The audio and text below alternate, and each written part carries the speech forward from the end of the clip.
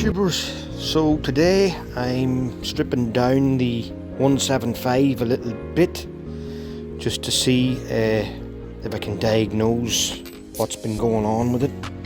As you can see, it's pretty rough, but it was still running when it was parked.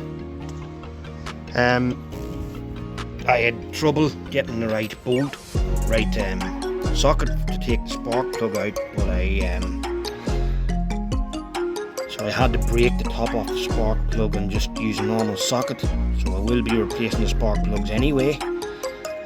But I just wanted to check to see is there much oil down the cylinders. Look at the colour of that there. Down here, look at the amount of oil in that cylinder. So, in my opinion, it probably is the head gasket that has went wrong, which would be sort of better news than what we were thinking, because I've been turning this engine over and looking into the hole, and the valves are lifting and closing, so that's a good sign. It means there's no broken valves anyway, at least. Now that's not to say that the valves couldn't be totally wore in and the edge is gone off them. You don't know. The only way I'll know is when I open the engine up. So today I'm getting ready to try and pull this engine out, and I'm just making this video partly for myself because I want to show that under the petrol tank there's a hose, this clear hose. I can get my hands on it. That clear hose there just goes from one side of the tank to the other. So I'm going to be taking that off, and there's another one that comes down to here from the, you can't even see that, from the petcock, and that's your fuel feed to the carburetor. So that's just to let myself know that, and I'll be back in a minute. Okay, so I'm sort of halfway into stripping this bike now. I've got the tank off, side panels off, headers off the engine. You can see I've attached the mounts just to the frame so that I don't lose them, and I've only 2 bolts left. I think 2 bolts anyway, and that's one up in here and one down on the bottom there somewhere. And I need to just remind myself here that when I'm putting the engine back in, this is the earth wire and it attaches to the engine mounting bolt there. So that's just a little thing for myself. See the condition of this, you can tell that it hasn't run in a really long time. Poor thing, but it's been in dry storage and thankfully it's not too rusty. Most of the bolts have come out pretty decent. Happy enough so far. So onwards and upwards. I'll continue on, and probably the next time you see this the engine will be out of it. So let's call this part 2 of the CD175. I have got the engine out of the bike as I said it would be.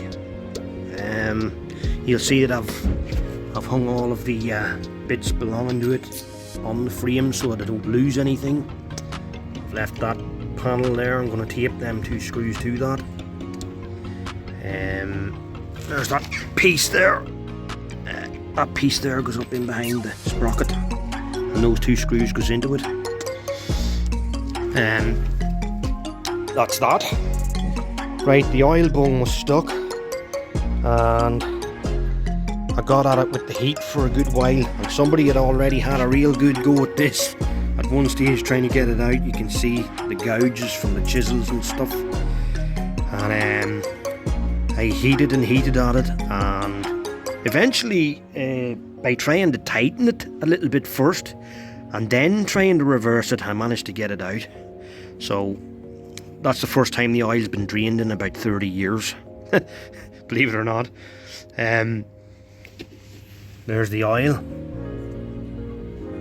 black as anything. I'm looking to see if I can see any filings. There might be a few filings in there, but it's mostly grit, I think. Yeah, so when I was taking the spark plug out of the right hand side, I broke the spark plug by accident. But I got it out, and the bottom of it seemed to be very oily, which would suggest to me that it was the head gasket blew on the bike, probably on that side, and you can see all the oil just up in the middle there where the head gasket goes. So I assume that's what probably happened.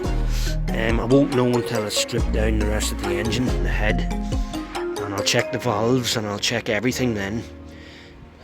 Hopefully it doesn't need new valves and I can reseat them, and probably put in new rings just because we'll have it down that far, and we'll stick in a couple of new gaskets and maybe put on a new cam chain also, and that'll be it. And we'll try and maybe strip it down far enough that we can clean out these casings, because they're probably absolutely full to the brim of sludge now. So I think that's what we're going to do. So there you go, that's me finished for the evening. I'm going to put this bike away now and we'll get at it again tomorrow maybe. So just before I finished up tonight, I decided, you know, maybe I'll look at this carburetor and see what the story is with it. I mean, obviously he's going to need a cleaning. Look at the state of that there.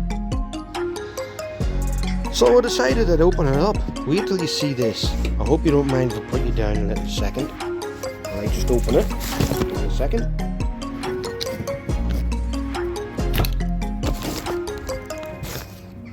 Okay.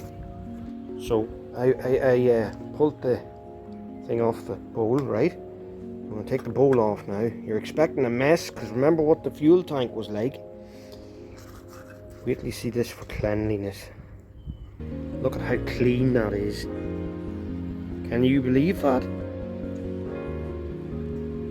It's like a brand new carburetor inside. Even the seals are very good. The bowl could use a little bit of a cleaning, but it's not bad at all. That's a massive surprise to me, because I was expecting a complete mess. So I was. So yeah, it's really only the outside that needs most of the cleaning, but I will take the jets out and stuff and go through all of the holes and everything to make sure that there's nothing that bad in it. So yeah, I'm pleasantly surprised.